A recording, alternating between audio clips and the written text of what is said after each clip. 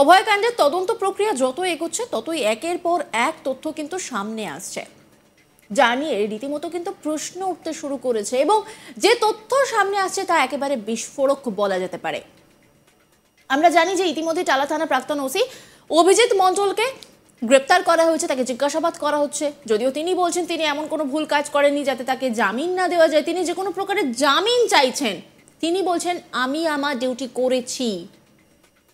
অন্যদিকে সিবিআই বলছে যে টালা থানার ভিতরেই নাকি নথি ওলটপালট হয়েছে। তাহলে এটাই কি তার ডিউটি? এই প্রশ্নটা উঠতে শুরু করেছে। অভয়কাণ্ডে তথ্য প্রমাণ লোপাটের অভিযোগে গ্রেপ্তার হওয়া টালা থানার প্রাক্তন অফিসার ইনচার্জ নাকি তার ডিউটি করেছেন। তাকে নাকি মূল অপরাধের সঙ্গে জড়ানোর চেষ্টা করা হচ্ছে।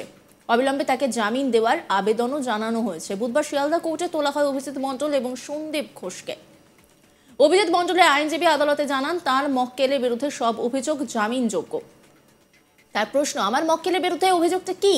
তিনি ছিলেন ইন্সপেক্টর ইনচার্জ। ঘটনার দিন সকাল 9:30 নাগাদ তিনি জানতে পারেন, 10:30 নাগাদ তিনি ঘটনাস্থলে পৌঁছন। তার বিরুদ্ধে কি এটাই অভিযোগ? অভিজিৎ মণ্ডলের আইনজীবীর দাবি তার মক্কেলকে মূল অপরাধের সঙ্গে জড়ানোর চেষ্টা করা হচ্ছে। তদন্তকারী সংস্থা তাদের অনুমানের বশবর্তী হয়ে অভিজিৎ মণ্ডলের বিরুদ্ধে তথ্য প্রমাণ লোপাটের অভিযোগ তুলেছে।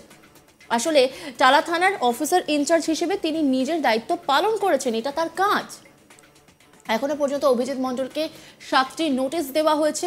তিনি প্রতিবার হাজিরা দিয়েছেন। শেষবার হাজিরা দিতে গেলে তাকে জিজ্ঞাসাবাদের পর হঠাৎ করে গ্রেপ্তার করা হয়। তবে অভিজিৎ মণ্ডলের বিরুদ্ধে এমন কোনো অভিযোগ নেই যা জামিন অযোগ্য।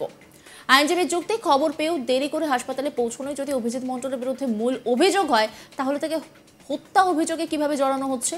অভিজিৎ মণ্ডল হত্যার সঙ্গে জড়িত নন। বুধবার আদালতে নিজের মক্কেলের জন্য জামিনের আবেদন জানান অভিজিৎ মণ্ডলের আইনজীবী। জানানো হয় প্রথম দিন থেকেই তাঁরা তদন্তে সহযোগিতা করছেন, তাই যে কোনো শর্তে তাকে জামিন দেওয়া হোক।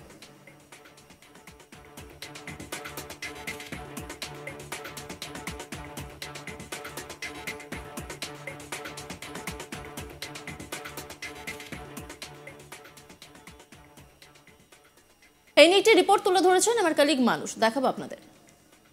অভিজিৎ মণ্ডল তার বক্তব্য যে তিনি শুধুমাত্র খবর পাওয়ার একটু দেরিতে এসেছেন বলেই তিনি দোষী, এটা একেবারেই নয়। এবং তার বিরুদ্ধে যে ষড়যন্ত্রের অভিযোগ করা হচ্ছে তা সম্পূর্ণ মিথ্যে। তিনি সিবিআই এর ডাকে 6-7 বার তাকে যে ডেকেছিল সিবিআই, তিনি তাতে সাড়া দিয়েছেন, তদন্তে পূর্ণ সহযোগিতা করছেন। তার বিরুদ্ধে যে চক্রান্ত, মানে তিনি এই ঘটনায় যে ষড়যন্ত্র হয়েছে বা তার বিরুদ্ধে যে অভিযোগ আনা হচ্ছে সেই অভিযোগ সম্পূর্ণ মিথ্যে। তার জামিন মঞ্জুর করা হোক। এই দুজনই তাদের জামিনের আবেদন জানিয়েছিলেন আদালতে। যদিও এসি শিয়ালদা আদালতের এসিজেএম গতকাল ফের তাদের দুজনের 30 সেপ্টেম্বর পর্যন্ত হেফাজতে রেখে জিজ্ঞাসাবাদের যে আবেদন সিবিআই জানিয়েছিল সেই আবেদনে সায় দিয়েছে। একই সঙ্গে সিবিআই এর তরফে চাঞ্চল্যকর দাবি করা হয়েছে যে টালা থানায় বসেই কোথাও এই ঘটনায় যে ষড়যন্ত্র, যেটা বারবার করে প্রথম থেকেই যে বিষয়ের দিকে সবারই নজর ছিল বা যে বিষয়টা উঠে আসছিল, সেখানে সিবিআই এর তরফে দাবি করা হয়েছে যে টালা থানায় এই যে এফআইআর দায়ের করতে দেরি করা এবং অভিযোগ যে প্রাথমিকভাবে যে অভিযোগ দায়ের হয়েছিল সেখানে ভুল তথ্য, অচৈতন্য লিখেছিল টালা থানার তরফে, লেখা হয়েছিল। এরকম একাধিক বিষয়ে যে গলতগুলো এখন সামনে আসছে, সেখানে কোথাও সিবিআই এর কাছে এই বিষয়টা আরো জোরালো হয়েছে যে টালা থানায় বসেই এই পরিকল্পনা করা হয়েছিল যে কি করে তথ্য প্রমাণ লোপাট করা যায় বা তথ্য প্রমাণ বিকৃত করা যায় বা অল্টার করা, এই পুরো এন্টায়ার জিনিসটা এই যে সময় নষ্ট করা হয়েছিল বলে বারবার দাবি করা হচ্ছিল, সেটা সিবিআই এর বক্তব্য টালা থানায় বসেই সেই পরিকল্পনা করা হয়েছিল এবং তার জন্য সেই বিষয়ে তথ্য প্রমাণ পেতে সিবিআই এর আরো কিছুটা সময় লাগবে। সিবিআই সেজন্য সেই সময়ের আর্জি জানিয়েছে আদালতের কাছে। আদালত গতকাল শিয়ালদা আদালত সেটা মঞ্জুর করেছে। আপাতত 30 সেপ্টেম্বর এই বিষয়ে ফের শুনানি রয়েছে। একই সঙ্গে সিবিআই এদের দুজনের, সন্দীপ ঘোষের নার্কো এবং অভিজিৎ মণ্ডলের পলিগ্রাফ টেস্টের আবেদন জানিয়েছিল। সেই বিষয়ে গতকাল শুনানি হয়নি। সূত্রের খবর যেটা যেটা আদালত সূত্রে জানা যাচ্ছে 30 সেপ্টেম্বর এই দুটো বিষয়ের উপরেও শুনানি হতে পারে। আদালতে যেটা বা সিবিআই এর তরফে যেটা অভিযোগ যে টালা থানার এই সন্দীপ ঘোষ তিনি এই ঘটনা জানার পর টালা থানার ওসি অভিজিৎ মণ্ডলের সাথে টেলিফোনে যোগাযোগ করেছিলেন।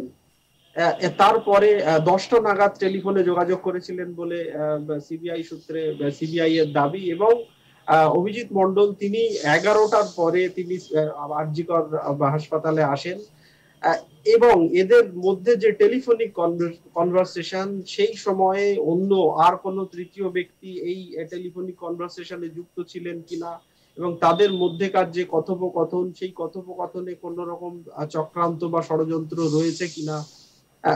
সিবিআই এর তরফে দাবি করা হচ্ছে যে এখানে পরিকল্পনা করা হয়েছে বা পরিকল্পনার ইঙ্গিত রয়েছে, সেটাও এদের টেলিফোনের সিএফএসএল এ দেওয়া হয়েছে পরীক্ষার জন্য। এদের দুজনেরই টেলিফোন, একই সঙ্গে আরো একাধিক নথি যেগুলো সেখান থেকে উদ্ধার হয়েছিল সিএফএসএল এ দেওয়া হয়েছে। সেই বিষয়ে কিছু রিপোর্ট ইতিমধ্যেই সিবিআই গতকাল শিয়ালদা আদালতে খামবন্দি হিসেবেই দিয়েছে, যে সেই রিপোর্ট এখনো আদালত খোলেনি। আগামীতে সিবিআই এর দাবি যে তদন্ত আরো যত এগোবে তাদের কাছে আরো এই বিষয়টা পরিষ্কার হবে, সেই জন্যই তারা আরো বেশি সময় চেয়েছেন। তবে তাদের কাছে সিবিআই এর যেটা বক্তব্য যে সন্দীপ ঘোষ এবং অভিজিৎ মণ্ডল এদের যে কথোপকথন বা প্রভাবশালী যোগের যে বিষয়টার কথা বারবার করে দাবি করা হচ্ছিল, কোথাও সেই যোগসাজশ রয়েছে বা সেই যোগসাজশের ইঙ্গিত সিবিআই পেয়েছে, এবং অত্যন্ত পরিকল্পিতভাবে পরিকল্পনা করা হয়েছে টালা থানায় বসে কি করে তথ্য প্রমাণ নষ্ট করা যায় বা কি করে সময় নষ্ট করে পুরো বিষয়টাকে নতুন করে সাজানো যায় বা নিজেদের মতো করে সাজানো যায়। এই পরিকল্পনাটা টালা থানায় বসেই করা হয়েছিল বলে সিবিআই এর তরফে দাবি করা হয়েছে। যদিও টালা থানার ওসি, আমি একটু আগেই যেটা বলছিলাম যে টালা থানার ওসির তরফে বারবার করে দাবি করা হচ্ছে যে তিনি এই ঘটনায় একেবারেই জড়িত নন। তিনি শুধুমাত্র কিছুটা দেরিতে ওখানে ক্রাইম সিনে হাজির হয়েছিলেন, তার জন্যই তিনি এই ঘটনায় দোষী বা তিনি ষড়যন্ত্রের সাথে যুক্ত যে অভিযোগ বারবার করে আনা হচ্ছে সেই অভিযোগ মিথ্যে। তিনি সম্পূর্ণ তদন্তে সহযোগিতা করেছেন, এখনো পর্যন্ত তার জামিন মঞ্জুর করা উচিত। প্রসঙ্গত বুধবার শিয়ালদা আদালতে আরজি কর মামলার শুনানি ছিল। টালা থানার ওসি অভিজিৎ মণ্ডল এবং আরজি করের প্রাক্তন অধ্যক্ষ সন্দীপ ঘোষকে সিবিআই বিশেষ আদালতে পেশ করে।